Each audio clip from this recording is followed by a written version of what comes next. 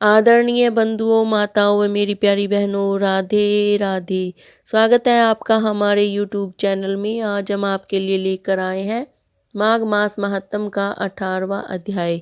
तो आइए शुरू करें माघ मास महात्म का 18वां अध्याय। श्री वशिष्ठ ऋषि कहने लगे, हे राजन, मैंने दत्तात्रेय जी द्वारा कहा गया माघ मास महात्म कहा। अब माघ मास के स्नान का फल सुनो। हे परंतप, माघ मास स्नान सब यज्ञों व्रतों का फल और तपों का फल देने वाला है। माघ मास स्नान करने वाले स्वयं तो स्वर्ग में जाते ही हैं, किंतु उनके माता और पिता दोनों के कुलों को भी स्वर्ग प्राप्त होता है। माघ मास में स्नान करने वाले दुराचारी और कुकर्मी मनुष्य भी पापों से मुक्त हो जाते हैं और इस मास में श्री हरि का पूजन करने वाले पाप समुदाय से छूटकर भगवान के शरीर वाले हो जाते हैं। यदि कोई आलस में भी माघ मास में स्नान करता है, उसके भी सब पाप नष्ट हो जाते हैं। जैसे गंधर्व कन्याएं राजा के श्राप से भयंकर काल को भोगती हुई लोमस ऋषि के वचन से माघ में स्नान करने से पापों से छूट गई। यह वार्ता सुनकर राजा दिलीप विनय से पूछने लगा कि गुरुदेव, ये कन्याएं किसकी थी? उनको कब और कैसे श्राप मिला? उनके नाम क्या थे? ऋषि के वाक्य से कैसे श्राप मुक्त हुई और उन्होंने कहाँ पर स्नान किया? आप विस्तार पूर्वक सब कथा कहिए। वशिष्ठ जी कहने लगे, हे राजा, जैसे अग्नि से स्वयं अग्नि उत्पन्न होती है, वैसे ही यह कथा धर्म और संतान उत्पन्न करती है।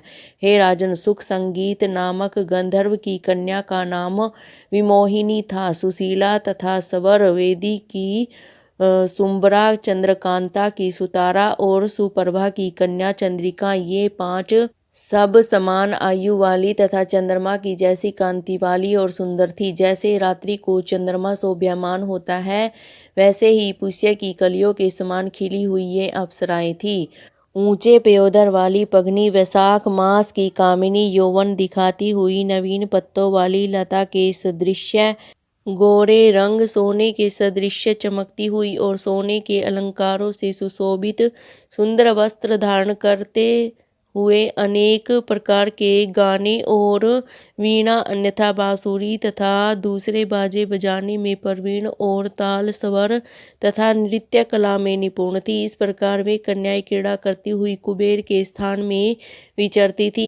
एक समय कौतुकवश माघ मास में एक वन में दूसरे वन में विचरती हुई मंदिर के पुष्प तोड़कर सरोवर पर गौरी पूजा के लिए गई। स्वच्छ जल के सरोवर पर स्नान करके वस्त्र धारण कर मौन हो बालू मिट्टी की गौरी बनाकर चंदन कपूर कुमकुम और सुंदर कमलों से उपचार सहित पूजन करके ये 5 कन्याएं ताल नृत्य करने लगी। फिर ऊंचे गांधार स्वर में सुंदर गीत गाने लगी।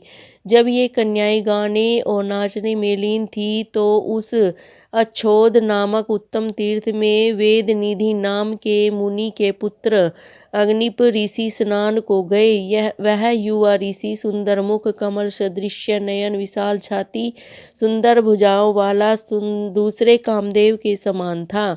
शिखा सहित दंड के लिए मृग चर्म ओढ़े यज्ञोपवीत धारण किए हुए था। उसको देखकर 5 कन्याएं मुग्ध हो गई और उसका रूप एवं यौवन देखकर कामदेव से पीड़ित हो देखो देखो ऐसा कहती हुई उस ब्राह्मण के चित्त में कामदेव का ध्यान उत्पन्न करने लगी और आपस में विचार करने लगी कि यह कौन है। रति रहित होने से कामदेव नहीं, एक होने से अश्विनी कुमार नहीं, यह कोई गंधर्व या किन्नर या कामरूप धारण कर कोई सिद्ध या किसी ऋषि का श्रेष्ठ पुत्र या मनुष्य है। कोई भी हो, ब्रह्मा जी ने इसको हमारे लिए ही बनाया है।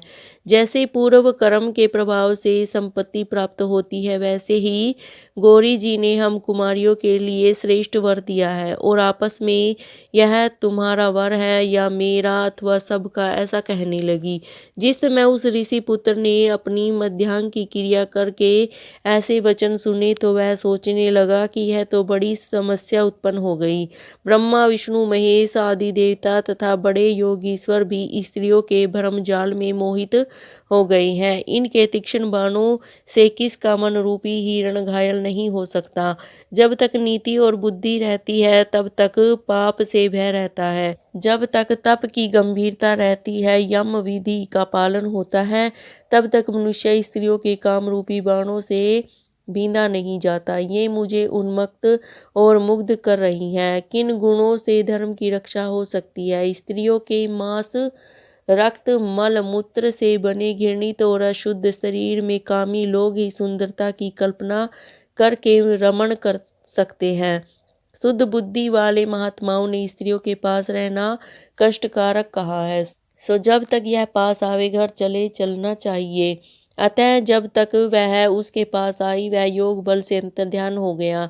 ऋषि पुत्र के ऐसे अद्भुत कर्म देख कर वह चकित होकर डरी हुई चारों तरफ देखने लगी और आपस में कहने लगी कि यह क्या इंद्रजाल था जो देखते देखते विलीन हो गया। और वह विरह की अग्नि में जलने लगी और कहने लगी कि हे कांत, तुम हमको छोड़कर कहाँ चले गए? क्या तुमको ब्रह्मा ने हमको विरह रूपी अग्नि में जलाने के लिए ही बनाया था? क्या तुम्हारा चित्त दया रहित है जो हमारा चित्त दुखा कर चले गई? क्या तुमको हमारा विश्वास नहीं? क्या तुम कोई मायावी हो? बिना किसी अपराध के हम लोगों पर क्यों क्रोध करते हो? हे